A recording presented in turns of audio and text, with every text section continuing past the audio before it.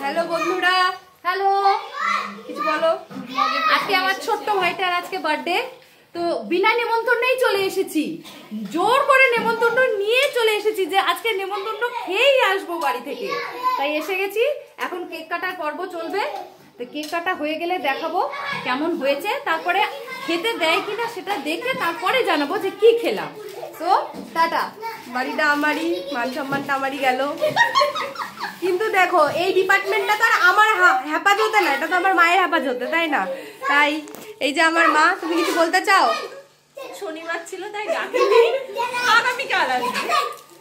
আর পর্ব আগামীকাল, তাই খাওয়ানোর পর্ব আগামীকাল মা ঘোষণা করেই দিল। তো আগামীকাল হলে আগামীকালও তোমরা সবকিছু দেখতে পেয়ে যাবে, কোনো চাপ নেই। আর এই যে বাচ্চা পার্টি, ওরা কি করছে ওরাই জানে, ওদের তো সবসময়।